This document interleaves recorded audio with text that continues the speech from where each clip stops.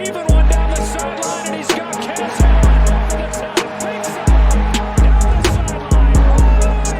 Touchdown. His signature move and his signature performance. Allen, big ball one more time.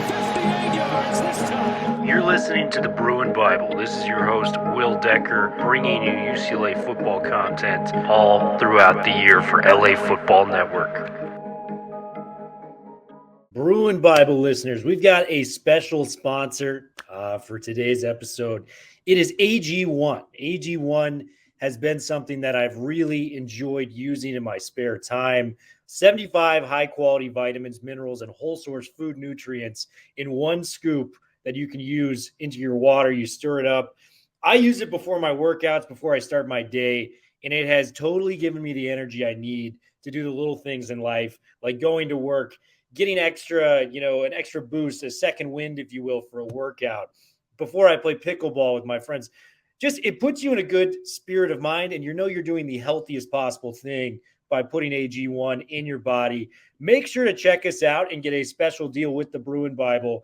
It's www.drinkag1.com/BruinBible to get the special deal that we provide. Once again, www.drinkag1.com/BruinBible to get that special deal. Now, back to the Bruin Bible.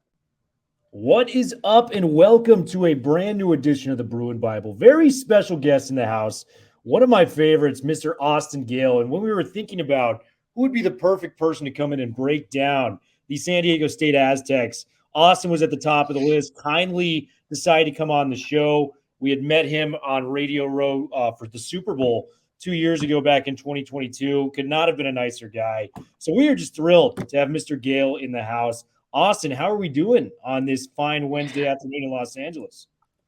I'm doing good. I still feel an undefeated season potentially for San Diego State. Now that could all come crashing down when they lose to UCLA this coming week, which I think is fairly likely. They're 14.5-point underdogs. But as long as there's an O in the schedule, I will hold out hope that my San Diego State Aztecs are going to the national championship, just like I did last year when we nearly won the national championship in basketball. Not last year, but obviously in basketball. Lamont Butler, that shot over FAU, I'm still buzzing. I'm still buzzing off that.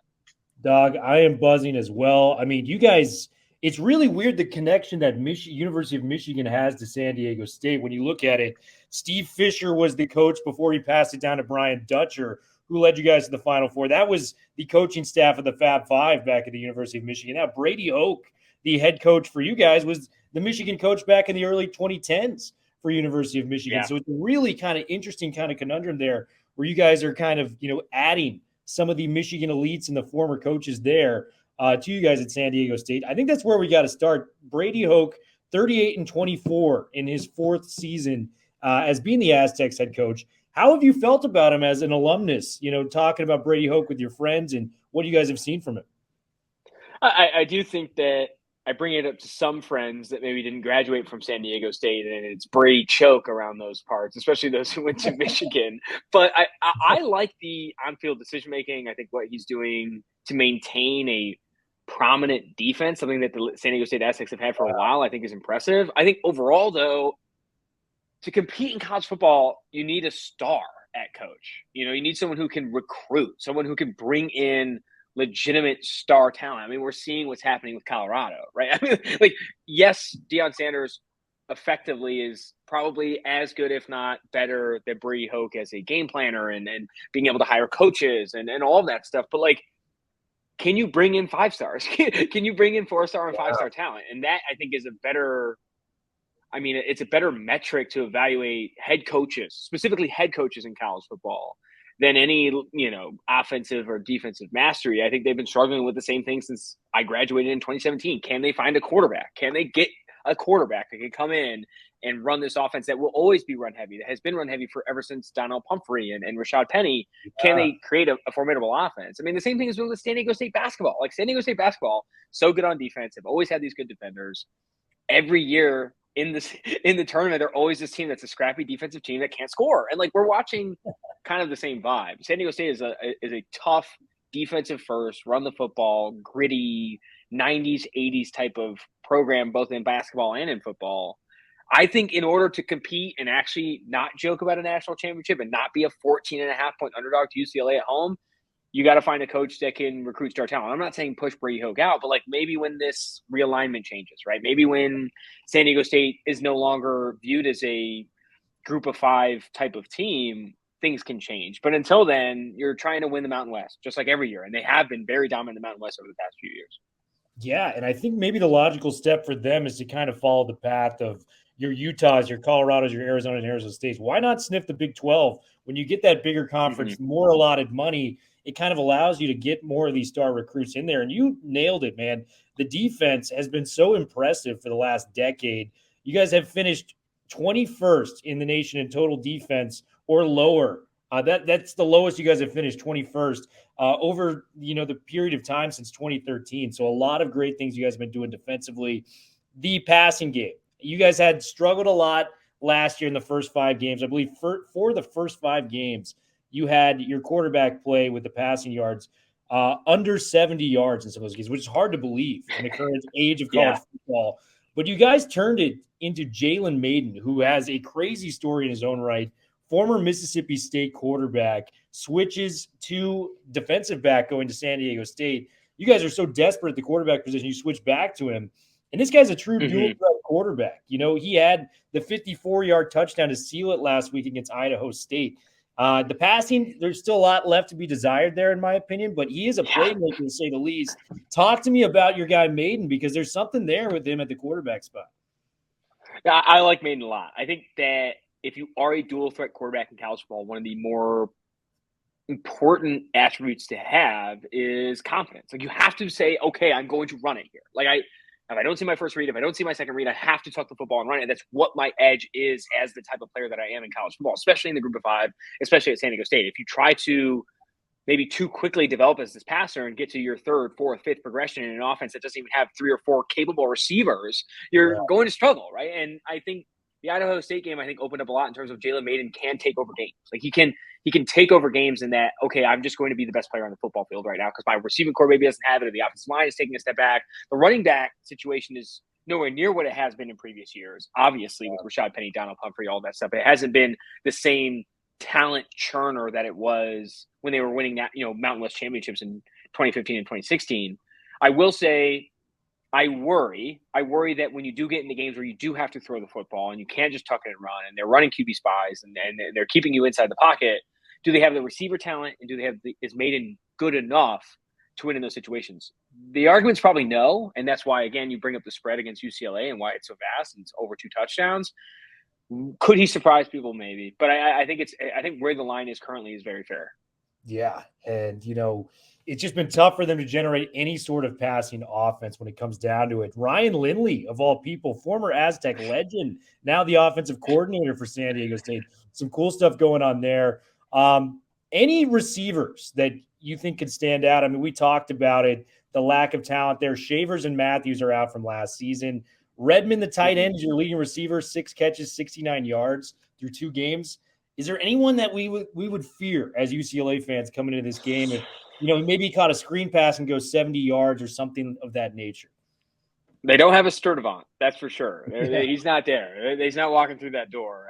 I don't know if there's someone that legitimately causes fear in the opposing defense. You know what I mean? It's someone who has the chops to be a star. Now, I do think the freshman, Balin Brooks, who had a lot of snaps so far this season, or I think 65 snaps is more than I thought he was going to originally play. Could he be someone that offers juice potentially? I don't know. I think the SDSU is another one of those programs too. It's like closer to Iowa than it is like your fun West Coast team, and that like they play seniors. Like they like juniors, they like seniors. They don't like playing young players. They recruit to develop. That's rough a very offense big part of to the watch. program. Very similar. Exactly. So I wonder if you think about these like spark plugs, guys who like come in as freshmen or come in as sophomores and have a little juice, have a little spark. They're just not going to see the snaps that these other guys have, like the redshirt sophomores or the juniors, the seniors that are going to be playing. I'm more interested in this game being close if the defense, San Diego State's defense specifically, is able to like contain UCLA, especially with the new rule, right? You saw Chip Kelly complain about it, I think, at halftime of last week's game, right? Where he's like, I got 4 drives. That doesn't even make sense. I do think that something I am looking forward to just even all of college football this year with the rule that on first downs the tie doesn't already automatically stop. Will we see tighter spreads, right? Will it be harder for there to be 30, 40, 50-point spreads like we've seen with Alabama versus Mercer or Tennessee versus, Alabama State? Like those 40, 50-point spreads might be gone because you're just not going to have enough drives to put up those points, let alone beat down on teams that if you do run the classic underdog game plan and that we're going to limit their possessions, we're going to try and hold on to the football. First, second down, we're going to run the football, create easy down and distances. You could get into a situation where Chip Kelly, who's one of the fastest play callers and runs one of the faster offenses over the last 10 years, is only running 4 drives a half. So that will be the game plan, right? It's not going to be some star receiver putting up 250 yards for San Diego State. It's going to be very much like they only had 3 drives in the first half. They scored on all of them. 2 of them were field goals. That is the game plan that you need to have if you're San Diego State trying to win this one. Yeah. Over under. Do you think, San Diego State could put up 27.5 points this game, especially with the clock management that you were just talking about? Is that a realistic number for this offense to expect? No, I think that would be a hard number for UCLA's defense, which when you think about the edge defender that they have, Latu, I think he's going to be a first-round type of player. I want to see more juice from him. I want to see that first step be different, but the hands, there's a lot to like about his game. And when you watch college edge defenders that are a little bit older, I think he's had chances to kind of come out, but he hasn't. I wonder if I overvalue people who use their hands really well in college, because he does. He has a very versatile pass rushing skill set, which I've fallen in love with these guys before. Does he have the athletic juice? The juice is so important, and when he tests, that'll be a big determiner. But this guy has a deeper pass rushing bag than probably any pass rusher, even Jared Verse at Florida State, who people think is the best defensive player in this upcoming class. Latu has so much deeper of a pass rushing arsenal in terms of the moves that he can put on. That I think is really impressive. But defensively for UCLA, if you're giving up over 27.5 points to San Diego State, you got a long road ahead if you're going to be competing with USC, et cetera. Yeah, especially with this Pac-12 and how loaded it is in the final year. Are you familiar with Latu's story? Because he is such a badass. I mean, he had to medically retire for 2 years. He didn't play any downs, any snaps. The pandemic in 2021 comes to UCLA, kind of like your classic, shooter Mark Wahlberg. They kind of talk him back into getting back into the game. And he just, immediately has 10.5 sacks, rolling off the bed, after 2 years of not freaking playing. So Latu is a special talent, man. I mean, I love the clip that you posted of him and his pass rushing against Coastal Carolina, because I think the sky is the limit for Latu, man. But let's go to the defense. I had to look at this number twice. You guys have 6 interceptions in the past 2 games. I mean, what is going on here? Sedarius Barfield, I saw the pick that he made. Dante Whitner, who was calling the game, was like, this guy is an absolute player for what he was able to do. Talk to me about Barfield. Talk to me about this secondary, because that really seems like the strength of San Diego State, and it has been for the past decade from what I've been able to see. Oh, absolutely. I think Tumblin, number 10, Noah Tumblin for San Diego State, I think he's a fantastic corner. I really like Malone. Secondary has been somewhere where San Diego, the secondary has been something that San Diego State has really, really prided itself in. They haven't turned out a ton of NFL caliber talent in terms of guys who are starting in the league, but they have put, I think, a surprising amount of secondary players into the league that have picked up. Darren Hall is one that went to the Senior Bowl. You have Cameron Kelly, who had bounced around in the XFL, AFL. Devontae Casey is one that a lot of people know. They've had secondary players make it to the league because I do think that they recruit and develop really well there. It's also a defense like the Aztec Star defense, where they only run 3 defensive linemen and run a ton of defensive backs. It's one that prepares you for the league, I think, a little bit better than other college defense that maybe are putting more men in the box. I really like the secondary. I definitely think it's the strength of the team. Yeah, a lot of star talent out there. Cody Moon is this linebacker, 149 tackles, transferred in from New Mexico, leading the team in tackles again, man. So just a lot to like there. Any pro prospects you've seen from this team, early? Because I got to go back to your days of the tailgate, man, and you guys were all talking about the pro prospects. Who's coming up? Who's the next guy coming from San Diego State? You got anybody for us, my man? Nothing right now, honestly. No one I'm really to put a flag on. I think that got to see more games with some of these younger players. I like what I've seen from the secondary thus far, but you're still, even if you are looking at NFL talent on San Diego State right now, like day 3 players, like you're not like, there's no Cameron Thomas on this Yeah. team. There isn't a Rashad Penny on this team. Some guys that have gone on day 1 or day 2. I think that the linebacking core has been a strength for the team for a while now as well. I think the addition of the transfer is helpful for that part of the defense. But even going back to some of the line, like Calvin Munson, who I still think is trickling through the league right now, I think for the Patriots or the Dolphins, that's another linebacker where, like, that energy for the defense is just slowly moved away. And the recruiting ever since Rocky Long had left, that was the former head coach before Brady Hoke took over. The recruiting has just not necessarily been the same. It hasn't been the same. Rocky Long was able to convince people to like legitimately show up for San Diego State, and he's the one who brought a lot of the defensive strategies to the program. I feel like I've been bagging on Hoke. I'm not bagging on Hoke. Hoke's the man. I'm happy for him. I'm happy he's the coach of San Diego State. But if you want to be serious, if you want to get serious and move to the Pac-12 or move to the Big 12 or wherever they're going to go, you're going to have to bring in a dog. You're going to have to bring in someone who can get on the trail and bring in 4 stars, 4-star, 5 stars. Yeah, Jimmy's and Joe's over X's and O's as it comes down to the college football game. Snapdragon Stadium, have you been? And I am not even sure what that is. Is it like Game of Thrones naming a football stadium? Like, I don't know what's going on with that. Talk to me, though. It looks like a beautiful stadium. I've seen it from the highway. Haven't gotten in myself. Have you actually made the trip down there? I have been there. It was a blowout win for San Diego State, which is just good energy. I do think it doesn't feel like a football stadium. And that's coming from someone who went on a tailgate tour in 2021. I've been to Penn State Wideout. I've been to Tuscaloosa. Yeah, I mean, you have been to Knoxville, some Tennessee. stadium. I've been to Michigan. I've seen Ohio State. I know what it's like. I'm from Oakland, California. I went to San Diego State, obviously. I had opinions of what tailgate culture was. I had opinions of what stadium culture was. The further you go east, the further you realize West Coast has no idea. Like, I went to the USC game, the week 0 opener against San Jose State, and like they have the best player in the country, and there's like no one there. San Diego State's not that different. They don't have obviously anyone named Caleb Williams. So I do wish that the atmosphere was similar to any school in some of these bigger conferences. It is a nice stadium. It's nice that there is one in San Diego. It's nice that football is played in San Diego, especially after the Chargers left. But I don't know, man. I don't know if the West Coast is ever going to have some juggernaut college football team that puts some of these numbers that we see with some of these other stadiums, like 80, 90,000, obviously Michigan, Penn State have gotten over 100,000 people in the stadium. Will the West Coast team ever get there?